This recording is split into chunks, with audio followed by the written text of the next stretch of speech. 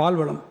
கிராமப்புற மக்களின் பொருளாதார முன்னேற்றத்திற்கு உதவியாக இருக்கக்கூடிய பால்வளத்துறையின் வளர்ச்சிக்கும் பொதுமக்கள் அனைவருக்கும் தரமான பால் கிடைப்பதற்கும் தேவையான அனைத்து நடவடிக்கைகளையும் இந்த அரசு மேற்கொண்டு வருகிறது.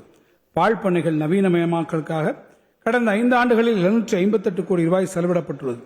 பால் கொள்முதல் விலையினை லிட்டருக்கு 3 ரூபாய் உயர்த்தியதன் மூலம் 3.7 லட்சம் பால் உற்பத்தியாளர்களும் விற்பனை விலையை லிட்டருக்கு 3 ரூபாய் குறைத்ததன் மூலம் நுகர்வோர்கள் ஆண்டொன்றுக்கு 270 கோடி ரூபாய் சேமிப்பும் பெற்று பயனடைந்து வருகின்றனர்.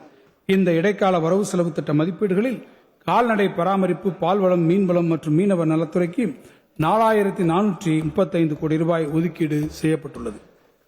கைத்தறி மற்றும் துணிநூல். நலிவடைந்த கைத்தறி நெசவாளர் கூட்டுறவு சங்கங்களுக்கு புத்துயிர் ஊட்டுவதற்கான தேவையான மூலதன உதவியை வழங்கிடும் நோக்கத்தோடு கைத்தறி ஆதரவு திட்டம், விசைத்தறி தொழிலை மேம்படுத்திட விசைத்தறி நவீனமயமாக்கும் திட்டம், தொழில்நுட்ப ஜவுளித்துறையின் உற்பத்தியை ஊக்குவிக்க தமிழ்நாடு தொழில்நுட்ப ஜவுளி இயக்கம், கைவினைஞர்கள் தயாரிக்கும் கைவினைப் பொருட்களை மின் வணிக முறை மூலம் உலக சந்தைகளுக்கு விரிவுபடுத்த கைவினை சந்தைப்படுத்துதல் இயக்கம் ஆகிய புதிய திட்டங்களை இந்த அரசு நடைமுறைப்படுத்தி வருகிறது. நெசவாளர் முத்ரா திட்டத்தை நடைமுறைப்படுத்துவதில் தமிழ்நாடு தொடர்ந்து முதன்மை மாநிலமாக திகழ்வதை இந்த அரசு உறுதி செய்துள்ளது. கைத்தறி ரகங்களின் ஏற்றுமதியினை அதிகரிக்கும் நோக்கிலும் நெசவாளர்களுக்கு வேலைவாய்ப்பை ஏற்படுத்தி தரவும் 20 கோடி ரூபாய் மதிப்பீட்டில் 10 புதிய கைத்தறி பூங்காக்கள் அமைக்கப்பட்டு வருகின்றன.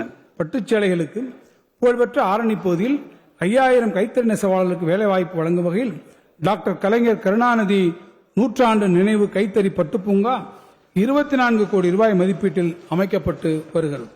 ஏறத்தாழ 70,000 கைத்தறி நெசவாளர்கள் பயன்பெறும் வகையில் கைத்தறி நெசவாளர்களுக்கு வழங்கப்படும் கட்டணமில்லா மின்சாரம் 2 மாதங்களுக்கு 300 அலகுகளாக 2023 ஆண்டு முதல் உயர்த்தி வழங்கப்பட்டு வருகிறது. ஏறத்தாழ 1,60,000 விசைத்தறி நெசவாளர்கள் பயன்பெறும் வகையில் விசைத்தறி நெசவாளர்களுக்கான விலையில்லா மின்சாரம் 2 மாதங்களுக்கு 1000 அலகுகள் வரை உயர்த்தியும் 1000 அலகுகளுக்கு மேல் மானிய விலையிலும் 2023 ஆண்டு முதல் வழங்கப்பட்டு வருகிறது. 28,108 கைத்தறி நெசவாளர்கள் பயன்பெறும் வகையில் தமிழ்நாடு கூட்டுறவு கைத்தறி நெசவாளர் முதியோர் ஓய்வூதிய திட்டத்தின் கீழ் வழங்கப்பட்டு வரும் முதியோர் ஓய்வூதியம் 2023 ஆண்டு முதல் மாதம் ஒன்றுக்கு 1,200 ரூபாயாக உயர்த்தி வழங்கப்படுகிறது. ஒவ்வொரு ஆண்டும் 1.77 கோடி ஆண்கள் மற்றும் 1.77 கோடி பெண்கள் பயன்பெறும் வகையில் கைத்தறி நெசவாளர்களுக்கு தொடர் வேலைவாய்ப்பும் வழங்கி வரும் வேட்டி சேலை வழங்கும் திட்டத்தினை செயல்படுத்த கடந்த 5 ஆண்டுகளில் 3021 கோடி ரூபாய் ஒதுக்கீடு செய்யப்பட்டுள்ளது.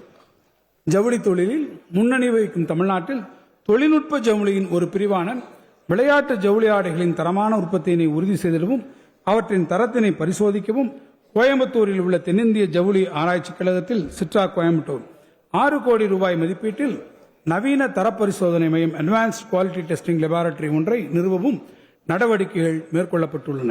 இந்த இடைக்கால வரவு செலவு திட்ட மதிப்பீடுகளில் வேட்டி சேலை வழங்கும் திட்டத்திற்கு 612 கோடி ரூபாய் உட்பட கைத்திறன் துணிநூல் மற்றும் கதத்துறைக்கு 1943 கோடி ரூபாய் ஒதுக்கீடு செய்யப்பட்டுள்ளது. 1,26,00,000 மனங்களை வென்ற தந்தை டிவி யூடியூப் சேனல், தவிர்க்க முடியாத தம்ப்நெயில்ஸ், கலக்கலான கான்டென்ட்ஸ். நீங்களும் இந்த குடும்பத்தில் இணைய இப்பவே சப்ஸ்கிரைப் பண்ணுங்க.